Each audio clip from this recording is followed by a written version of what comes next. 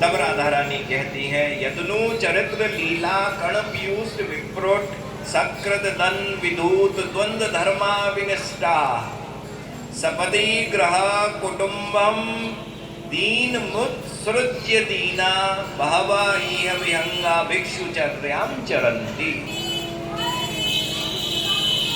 श्री कृष्ण की कथा कैसी है? अच्छा, इसका सीधा सीधा अर्थ कैसा है कि श्री कृष्ण की प्रतिक्षण की लीला, ठाकुर जी की लीला जो है ना, ठाकुर जी 24 घंटे 125 साल रहे, लीलाएं तो बहुत सारी हुई। उन लीलाओं में से किसी एक क्षण की लीला को कोई एक बार श्रवण कर लेता है,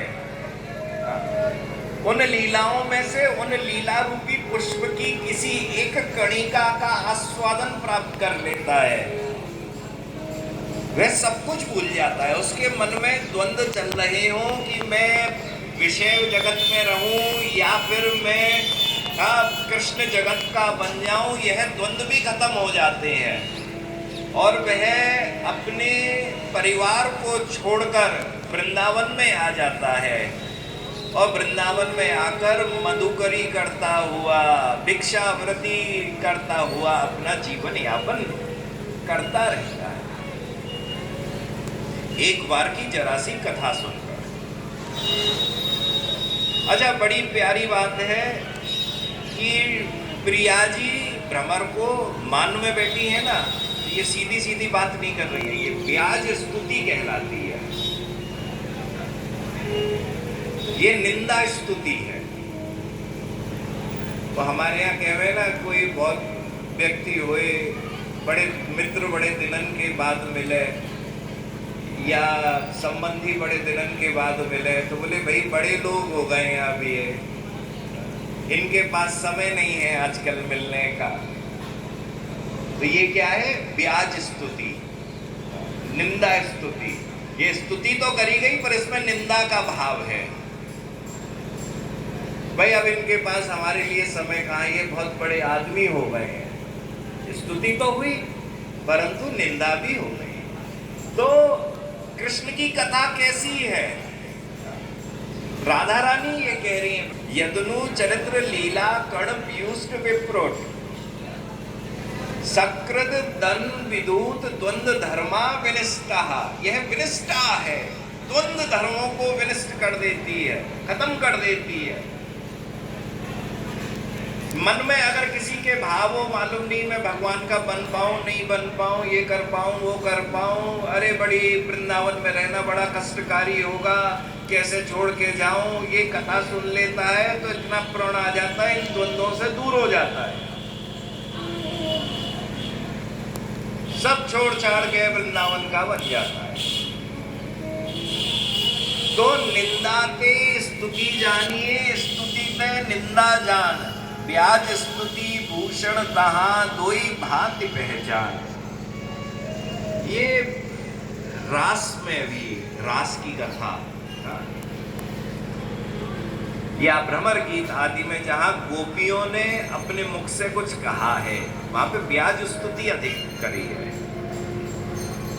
ब्याज स्तुति मतलब ठाकुर जी सामने खड़े हैं या पीछे से ठाकुर जी की बड़ाई तो बहुत जोरदारी से करी, परंतु उसमें निंदा समाहित। ये आभूषण है वृंदावन का, ये गोपियों का आभूषण है, ये प्रेम का आभूषण है।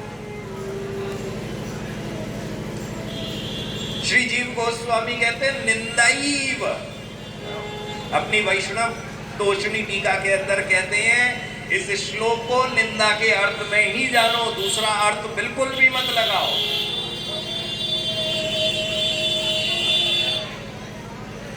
सिर्फ निंदा के अर्थ में। तदैव कर्ण पीयूषम शब्दतः कर्ण सुखप्रदम नत्वर्थो मनः प्रीतिकरम इत्यर्थः। ऐसी कथा मन को आनंद देने वाली है, परंतु असली में अर्थ करा हुआ है कि मन को आनंद देने वाली यह कथा बिल्कुल भी नहीं है।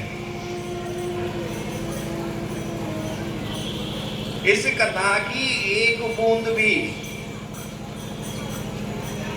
इस कथा की एक बूंद भी, बहुत सारी नहीं, सिर्फ एक बूंद ही दूर सुदूर देशों विदेशों में बैठे हुए लोगों के कानों में एक बार पड़ जाए, उसके सारे द्वंद्व धर्मा, सर्दी लग रही है, गर्मी है, वृंदावन में कौन सा मौसम होगा, अरे मैं तो ठंडे जगत में रहने वाला हूँ, मैं वृंदावन में आऊँगा वहाँ बड़ी गर्मी होती है, वहाँ पे मुझे मेरे हिसाब का खाना वृंदावन में मिलेगा कि नहीं मिलेगा, मैं जहाँ पैदा हुआ हूँ वहाँ का खाना बिल्कुल अलग है, वृंदावन का खान पान बिल्कुल अलग है, यहाँ तो ठाकुर जी का प्रसाद ही पाया जाता है, वह प्रसाद भी अलग है, यहाँ तो मैं बड़ा सुखमय जीवन जी रहा हूँ, वृंदावन में पहुँचूँ तो वहाँ पे अनेक प्रकार का दुख भी प्राप्त हो सकता है। ये सब कुछ सोच विचार नष्ट हो जाते हैं, जीव गोस्वामी कहते हैं। द्वंद्व धर्मा, जहाँ द्वंद्व चले, क्या मैं ये छोड़ के वृंदावन जा सकता हूँ कि नहीं जा सकता हूँ, वहाँ जाके मैं भगवान की भक्ति कर सकता हूँ कि नहीं कर सकता हूँ, ये सब द्वंद्व नष्ट हो जाते हैं अगर कोई भगवान की कथा एक बार सुन लेता है। और ऐसे हंस आदि पक्षी दूर से आ जाते हैं और भिक्षुक बन जाते हैं। ये संख्या में एक तो नहीं होते हैं, अनेकानेक होते हैं, झुंड होते हैं इनके, अलग अलग देशों प्रदेशों से शहरों से आने वाले सब